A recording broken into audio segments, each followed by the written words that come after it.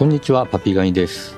今回は Microsoft Flight Simulator 2024のタッチコントローラーの設定を解説していきたいと思います。実は Microsoft Flight Simulator 2024は SIM アップデートと呼ばれるメジャーアップデートがすでに4回行われています。そしてもうすぐ SIM アップデート5がリリースされるんですよね。この SIM アップデート5では PlayStation 版の PSVR2 にも対応するということです。PlayStation 5版の MSFS ユーザーの皆さんもぜひこの動画を見て MSFS VR モードでのタッチコントローラーの設定方法を確認していただければと思います。それでは解説に入ります。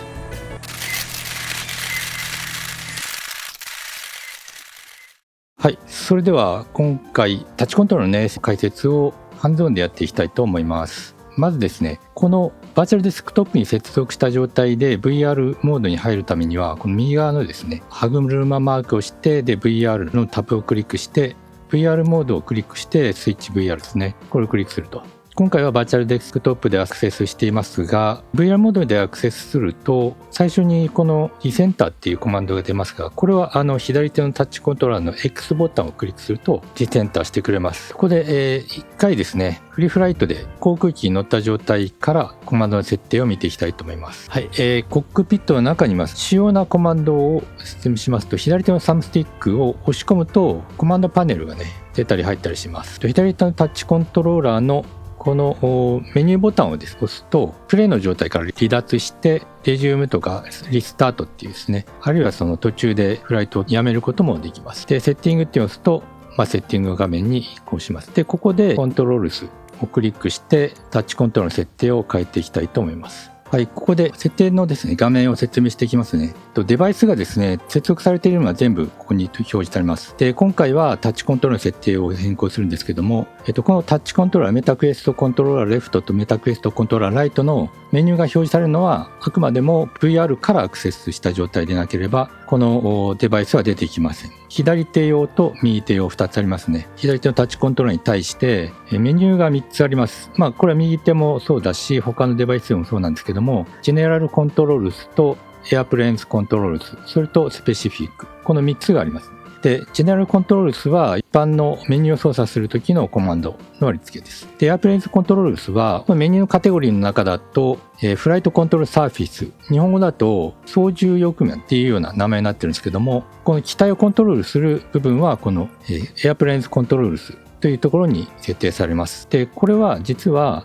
航空機を変えてですね、ヘリコプターにした場合ですね、ヘリコプターに変えると、このようにヘリコプターズコントロールスに変わります。そしてですね、このスペシフィック H125、機体を変えればですね、このスペシフィックの部分は別な機体名称になって、その機体に対する特定のコマンドの割り付けに切り替わるというふうな仕組みになってますね。で、コントロール数のタッチコントロールの設定、デフォルト状態のメニュープロファイル名を説明します。実は新しく右利き用と左利き用のデフォルトのプロファイルが設定されています。今ここにはメタクエスト L、この各括弧の L は左手の意味ですね。ライトハンデッドって書いてますけども、これは右利き用っていう意味です。ですから、レフトハンデッド、左利き用も用意されているという状態です。で、通常の場合はこの右利き用ですね。ライトハンデッドをデフォルトの状態にします。デフォルトの状態であってもある程度操作はできるんですけども、そのカメラ周りの設定に扱いにくい部分があるので、その部分を変更していきたいと思います。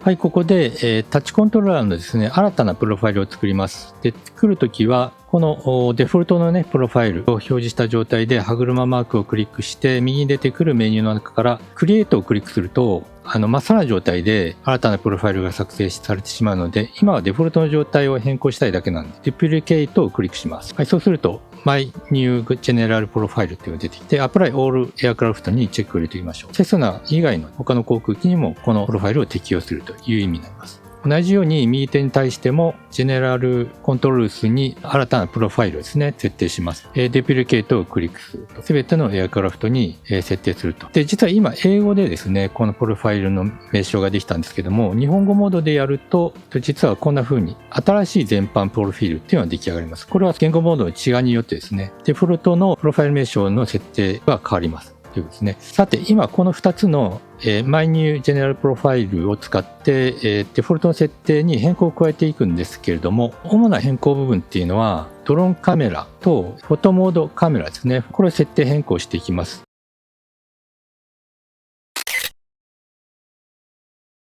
今現状でこのドローンカメラの動きがどういう風に設定されているかというと、ちょっと一回その実際の航空機に入って動かしてみますね。はい、ドローンカメラ、今の状態であればドローンカメラに移行するには、このコマンドパネルからショーケースに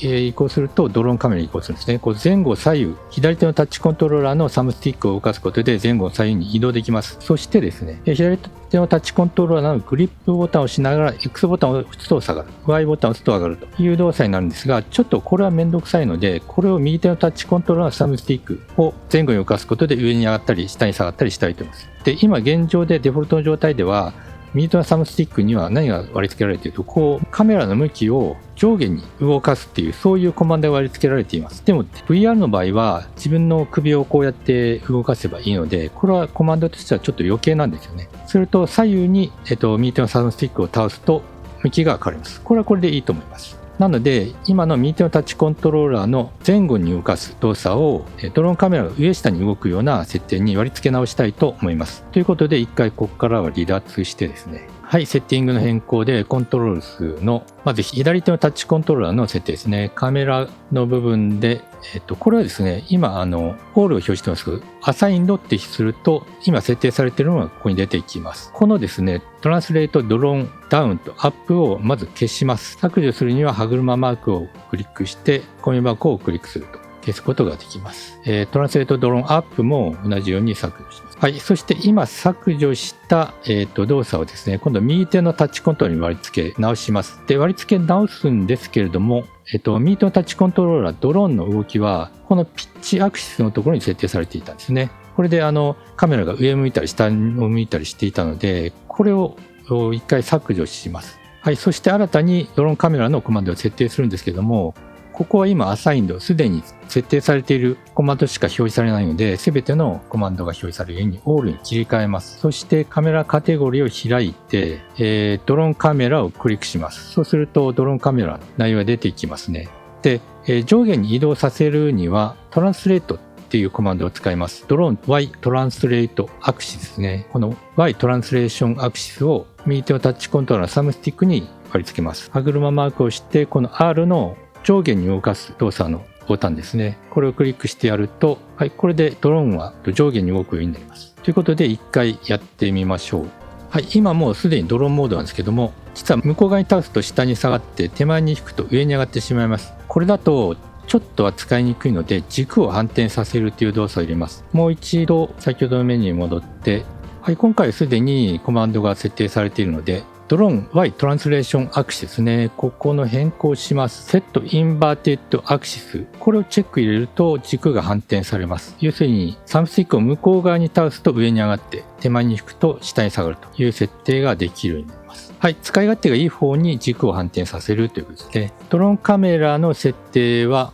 これで終わりではなくて、実はもう一個設定する必要があります。それは先ほどツールバーからドローンカメラに移行したんですけども、ツールバーをいちいち開いて移行するのはちょっと扱いにくいので、ここにもですね、タッチコントローラーのボタンの動作でドローンカメラに移行するというコマンドを割り付けたいと思います。で、そのためにはですね、カメラカテゴリーの中のこの下の方にカメラモードスイッチっていうのがあります。で、トグルドローンですね。このコマンドをグリップボタンを握りながら Y ボタンを押す動作に割り付けたいと思います。はい、グリップボタンを握りながら Y ボタン、X と Y が2つあるんですけども、この上の方に何かこう帽子みたいのがあるのはタッチした状態だと切り替わると思いますね。なのでタッチする操作はちょっと難しいんで、Y を押す操作、クリックする操作に割り付けます。はい。で、これで何が実現するかというと、今ドローンカメラですよね。ドローンカメラを移動することができます。右手のタッチコントローラーを引くと下に下がって、向こう側に倒すと上に上がっていくという動作になります。グリップボタンを押しながら Y ボタンを押すと切り替わるという動作になりますね。なので、いちいちツールバーを開いた状態にする必要はなくなります。はい。こんな風にね、コックピットとドローンカメラをボタン1つ、ボタン2つですけども、移行できるようになるというのを設定しました。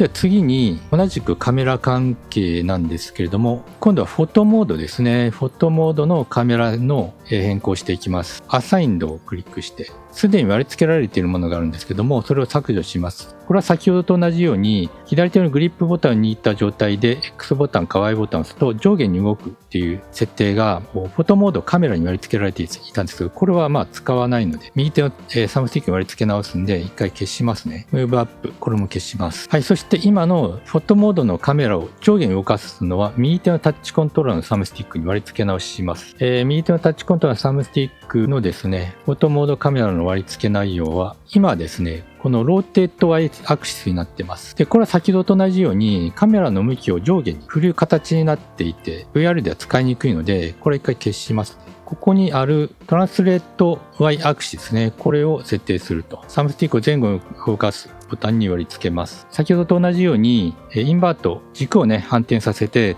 向こう側に倒すと上に上がって、手前に引くと下に下がるように設定します。はい、そうすると、フォトモードの移行はですね、あらかじめグリップボタンに行った状態で B ボタンを押すと、こんな風にフォトモードになります。右手のサムスティックを前後に動かすと上下に動くと。左手のサムスティックは平面上で移動するというですね。っていう風になります。はい、これで、大体フォトモードは OK ですね。では、一回元に戻って、もう一回コマンドの設定画面に移行します。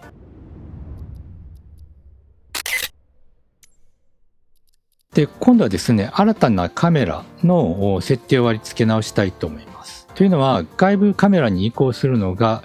実はボタンには割り付けられていません。先ほどのドローンカメラへの移行と同じように、今度はですね、エキスターナルカメラのスイッチを割り付けたいと思います。で、エキスターナルカメラのスイッチは、これも同じようにカメラモードスイッチの中にあります。コックピットエキスターナルビューモードですね。このコマンドを、グリップボタンを押しながら、X ボタンをクリックすると3に割り付けますね。はい、そうするとですね、エキスターナルカメラへの移行が左手のグリップボタンプラス X ボタンで簡単に移動できます。で、エキスターナルカメラの場合は、このコントロールっていうか機体をね、動かすエルロンと、あとエレベーターですね。そしてラダーの操作がタッチコントローラーのサムスティックでできるようになっています。だから空中を飛んでる最中もエクスターナルカメラって後ろから追随しながら飛行機をねコントロールすることができるという風になっています。で、実はドローンカメラの方もそれができればいいんですけど、今できないです。ドローンカメラに移行すると機体のコントロールはできません。でもあるボタンをねコマンドを割り付けるとそれをスイッチできるようになりますので、ちょっとそれをこれからやってみたいと思います。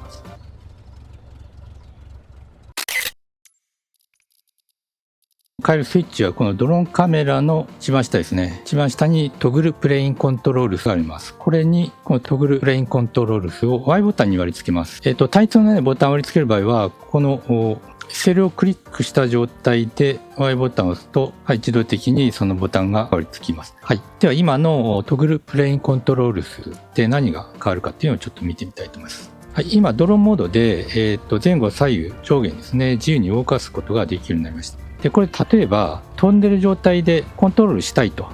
左手から見ている状態で飛んでる状態、飛行機自体をコントロールしたいときは Y ボタンを1回押すとですね、こんな風にドローンカメラはこの飛行機に対してこの位置に固定された状態でコントロールができるようになります。もう一回ドローンの位置を変えたければもう一回 Y ボタンを押して、そしてこの辺からですね、よくそのランディングギアがね出てる状態とか撮りたいと思うんですね。そういう時はこう下の位置に設定しておいてコントロールができるように Y ボタンを押して、はい、これで、左手のサムスティックで操縦翼面をコントロールできるようになりました。ラダーも操作できますね。はい、以上で、カメラモード、ドローンカメラ、フォトモードカメラ、エクスターナルカメラの切り替えのコマンドとですね、それと主に上下に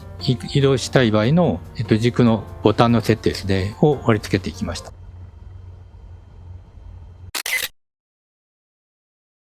はい、これまではそのカメラのね、設定をサムスティックの動きに合わせて左右に移動したりとか、向きを変えたり、上下に移動したりっていうのを設定してきたんですけども、このサムスティックでこれがですね、少し動かしただけでも結構早く移動したりとか、早く向きを変えたりすると非常に使いづらい状態になります。デフォルトの状態だとちょっとそんな感じになっているんですけども、実はそのセンシティビティをね設定するコマンドがあります。このメタクエストコントローラーレフトの右側にね歯車マークがあるんですが、これをクリックしてハードウェアセッティング選ぶと、こんな風な形でそのカーブのね、設定ができます。メタクエストコントローラーレフトのサムスティックのね、Fine Tune Your Input Curve っていうものになります。で、設定項目は全部で5つあって、センシティビティのプラスとマイナス。センシティビティのプラスっていうのはこちらがですね、マイナスは左下の証言。最初の時点では、これ実はその0になっている。デフォルトの状態だとこんな形になっています。このグラフの左右がサムスティックの移動量、縦がね、効果っていうか、動きのスピードだったり、量的な増加率だったりするので、サムスティックの動作がリニアに移動していくと変わっていくっていう形になります。ちょっと動かして、そろりと向きを変えたりとか、少しだけ移動したい場合、これだと急に動いてしまうので、ここにカーブを与えるっていうことですね。で、センシティビティプラスのところをだいたい 0.5 から 0.6 くらいの間がいいと思います。で、ニュートラルのところは特に動かさない方がいいですね。あと、デッドゾーンも動かさない方がいいと思います。ちなみにこのデッドゾーンは動かすと、ハンドルの遊びができるようなね、状態になります。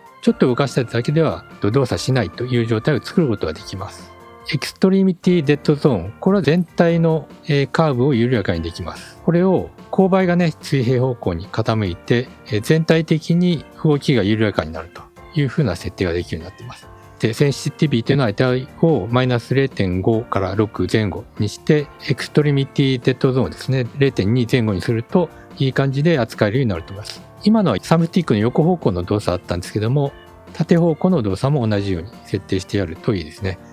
で、これは左手だったので、もう一回戻って、右手のサムスティックに対してもこんな形で設定してやると。この設定があるとないとで結構操作性に違いができるので、皆さんぜひ設定することをお勧めします。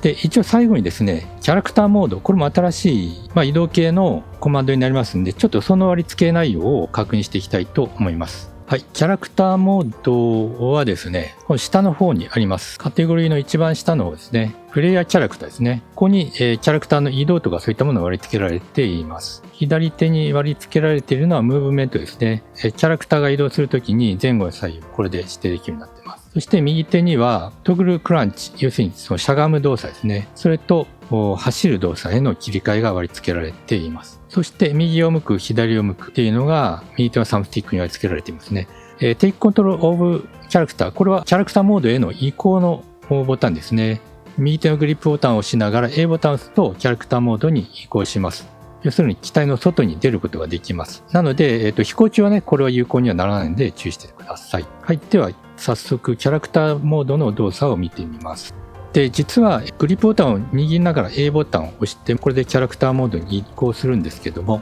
大概の航空機はハンドルがね、ドアハンドルを動かすことができるので、そうすると外に出たり、あるいは中に入ったり、キャラクターモードを移行することができるようになります。そしてですね、もう一つは、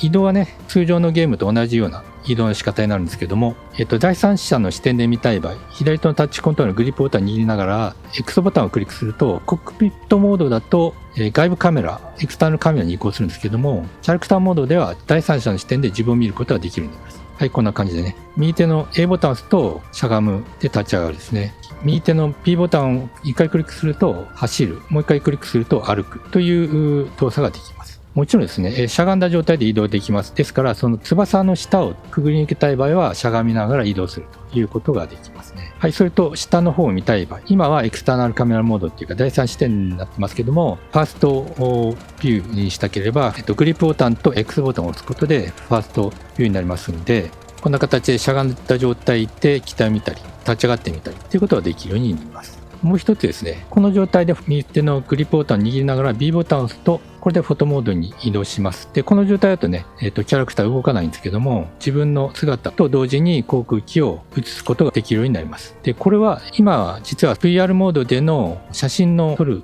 という動作がなんかバグかなんかでうまく機能しないので、SIM アップデート5をね、待つことで多分このバグは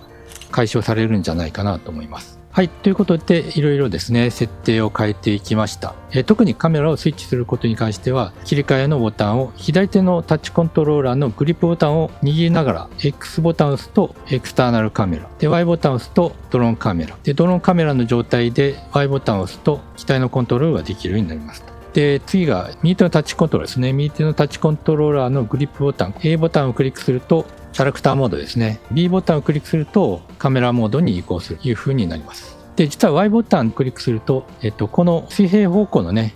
軸をリセットできるようになってます。カメラモードに移行した時に VR の場合はね、自分の首が曲がっていると画角も曲がった状態でカメラモードが起動されてしまうようです。この時は Y ボタンをクリックすると、一応水平方向にリセットされるという風になっています。はい。そんな形でですね、チームアップデート4は去年の12月にリリースされましたが、だいぶ使いやすくなりました。で、デフォルトの状態でもある程度、VR モードでタッチコントロールの動作がしやすくなったんですけれども、カメラ周りがね、若干上下の移動ができにくかったりしていたので、その辺を改善していくという動作をしました。はい。